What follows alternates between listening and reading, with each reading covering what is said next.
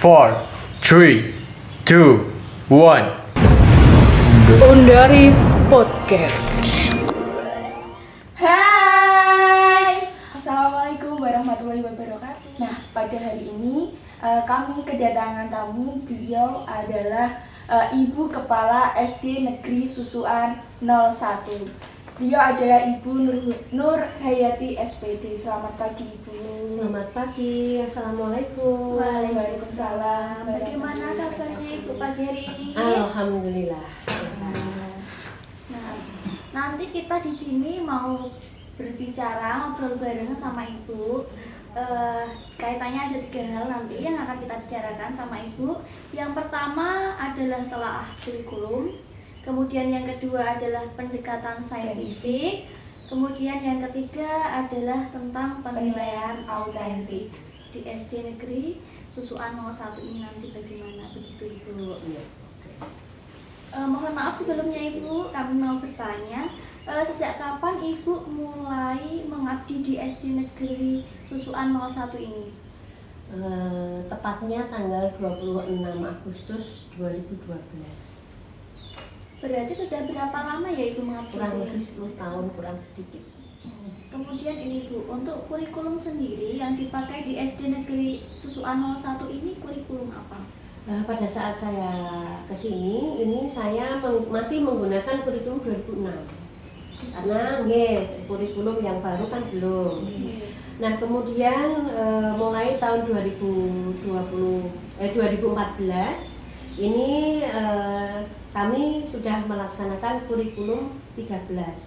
Walaupun dalam pelaksanaan itu masih belum sempurna, masih ada tahapan-tahapan untuk perbaikan-perbaikan dan seperti itu. Tapi alhamdulillah sampai detik ini kami masih melaksanakan kurikulum 13 karena memang belum ada perubahan. Kemudian ini, untuk konsep kurikulum K13 itu sendiri itu bagaimana? Seperti apa?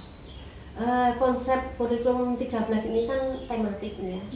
Nah, kami juga melaksanakan pembelajaran itu secara tematik juga. Namun untuk mengantisipasi, karena pembelajaran tematik ini kan dari beberapa materi pelajaran atau beberapa unsur menjadi satu. Nah, tentunya ini ada kelemahannya. Kelemahannya diantaranya yang ada di sini itu kurang anak ini kurang mampu untuk bisa menyerap materi ini dengan mudah. Nah, sehingga kami memberikan informasi kepada guru-guru, memberikan petunjuk bahwasanya tidak ada salahnya diberi tambahan jam untuk mendalami materi-materi yang belum dikuasai anak di dalam saat penanaman konsep di dalam jam pelajaran, sehingga di luar jam pelajaran ini anak-anak diberi tambahan jam kaitannya untuk mengupas ataupun memberikan pemahaman kepada anak tentang materi yang sudah diberikan tadi, penanaman konsep yang tadi kurang dipahami. Nah, ini mudah-mudahan untuk dengan adanya penanaman konsep yang tadi ini bisa dikupas di dalam tambahan jam di luar jam pelajaran. Seperti itu ya, kira-kira.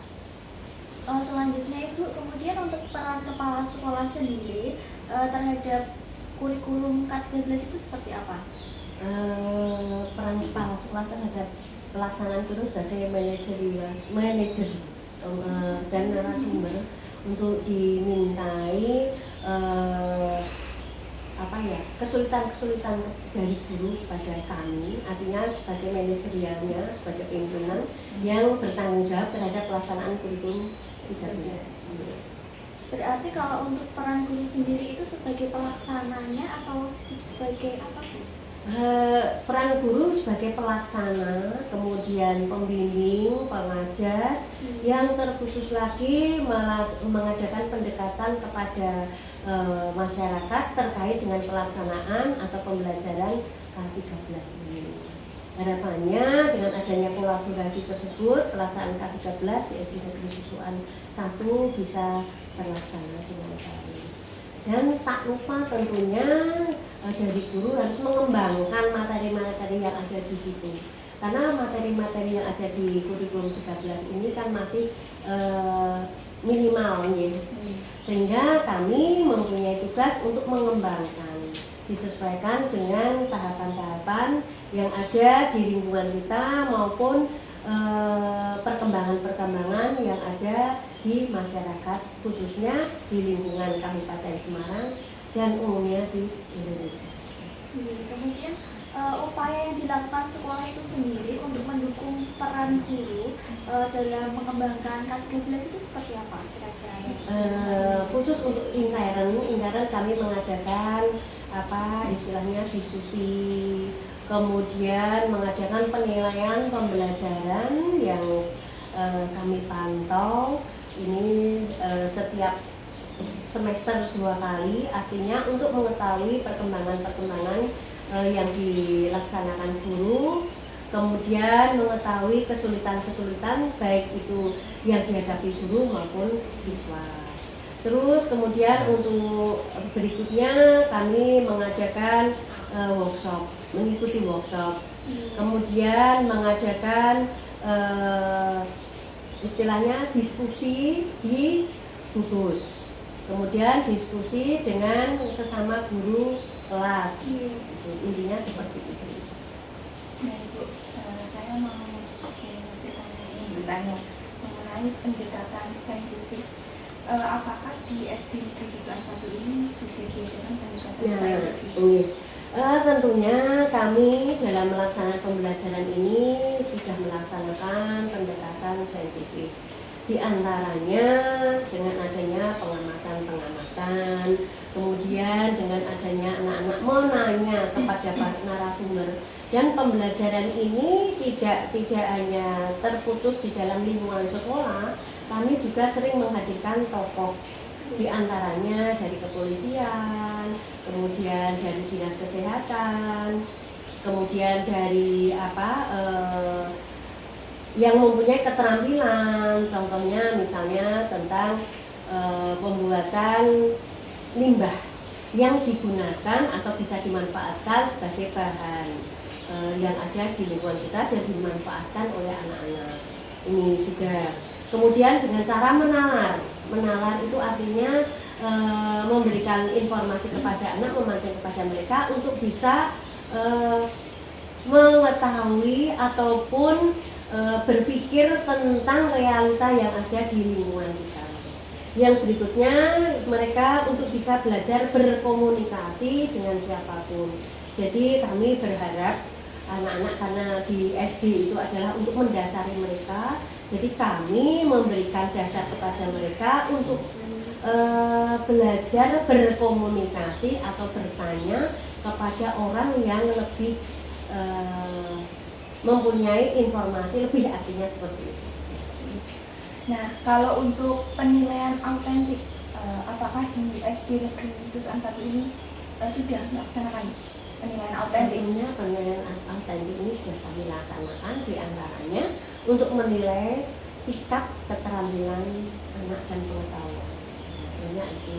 Nah, pengetahuan adalah yang diberikan oleh guru kepada siswa, dan juga tidak menutup kemungkinan anak ini mencari informasi di luar, karena sekarang kan era globalisasi, sehingga anak dimungkinkan atau mungkin sekali untuk bisa mencari informasi itu di dalam internet atau di Google.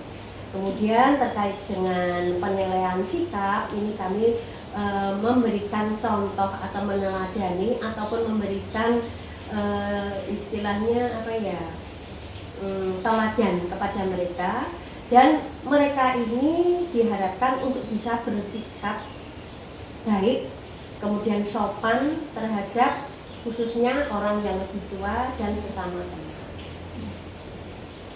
Kemudian untuk problematika yang terjadi di sini, Bu, kaitannya dengan kurikulum tadi, kemudian penilaian saintifik, kemudian penilaian autentik yang terjadi di SD Negeri Dusun 1 ini kira-kira seperti apa? Yang jelas semua itu pasti ada kekurangannya, karena kita tidak mungkin bisa mencapai sesuatu secara maksimal.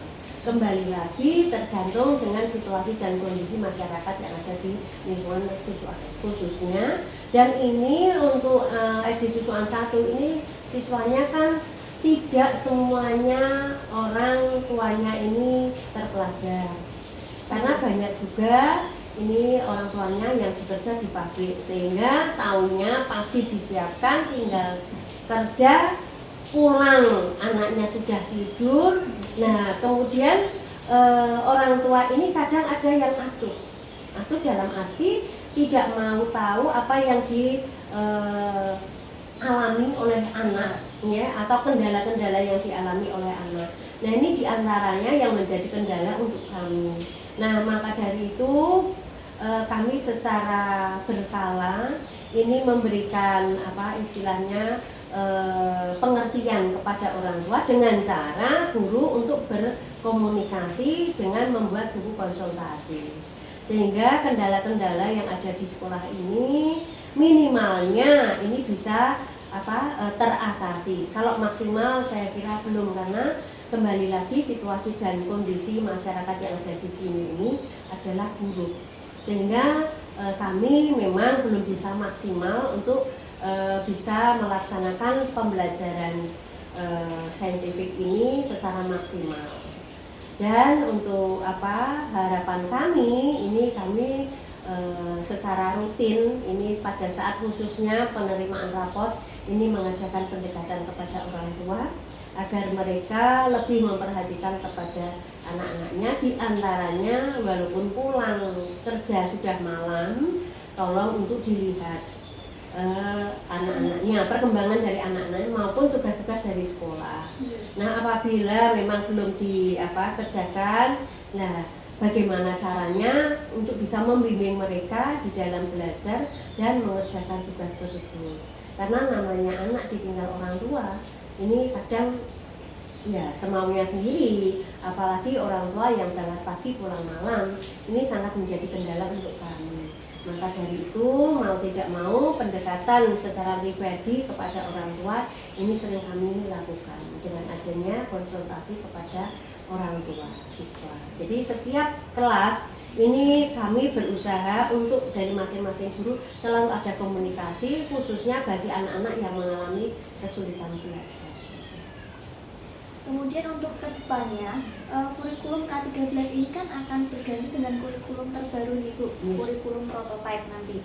Nah, tanggapan Ibu sendiri tentang adanya kurikulum baru, kurikulum prototipe ini seperti apa kira-kira? Kalau pada intinya kami selaku pengemban tugas ya, dalam khususnya di bidang pendidikan kami siap. Nah, kami berusaha atau berupaya untuk meningkatkan potensi dari guru-guru kami, termasuk dengan adanya misalnya ada workshop, kemudian ada diskusi, kemudian ada materi-materi yang ada di dalam internet ini mereka tak suruh membuka, dalam arti karena apa? Mereka kan masih muda, sehingga mereka masih siap untuk bisa mengikuti perkembangan yang ada, yang menjadi menjadi harapan dari Menteri Pendidikan saat ini kan adanya pendidikan yang sesuai dengan kondisi sekolah masing-masing. Kan harapannya seperti itu. Maka dari itu kami berusaha untuk bisa mencari materi-materi yang ada di sini sehingga bisa dikembangkan oleh guru tersebut sesuai dengan situasi dan kondisi di lingkungan kita masing-masing. Jadi kami tetap berharap dari siswa, kemudian dari masyarakat, orang tua khususnya, dan dari guru untuk bisa mengoptimalkan serta menerima perkembangan ini, perubahan kurikulum ini dengan maksimal, karena memang itu harus kami lakukan. Jadi intinya saat ini Pak Menteri mencanangkan Merdeka Belajar, sehingga apa yang ada di sini ini perlu digali dengan baik. Jadi tidak hanya terkhusus di dalam kurikulum yang sudah ada, seperti contohnya kurikulum 13. Ini kan sudah dibuat poin-poinnya, tema sekian tentang ini. Nah harapannya di samping kita juga mengacu kepada kurikulum yang lalu sebagai bahan pertimbangan kita, tetapi kita juga menggali apa yang ada di dalam lingkungan kita, khususnya di lingkungan susuan. Terima kasih Ibu atas informasi. Terima kasih banyak Ibu. Kami kira cukup untuk ngobrol kita hari ini. Semoga pada kesempatan lain kami bisa ngobrol bareng, sharing bareng sama Ibu lagi. Terima kasih Ibu atas waktunya. Sama-sama, begitu pula kami apabila banyak kekurangannya mohon panjenengan itu bisa dimengerti karena era kita dengan pendidikan sudah berbeda. Tapi di sini kita berusaha untuk saling melengkapi sehingga apa yang menjadi tujuan panjenengan insya Allah bisa terlaksana dengan baik. Kemudian kami hanya bisa berdoa semoga panjenengan semua sukses selalu. Amin. Terima kasih. Oke teman-teman, kami kira cukup sekian podcast kita bersama Ibu Nur Hayati SPD kali ini. Semoga apa yang kita bicarakan pada kesempatan hari ini bermanfaat untuk kalian semua. Sampai jumpa.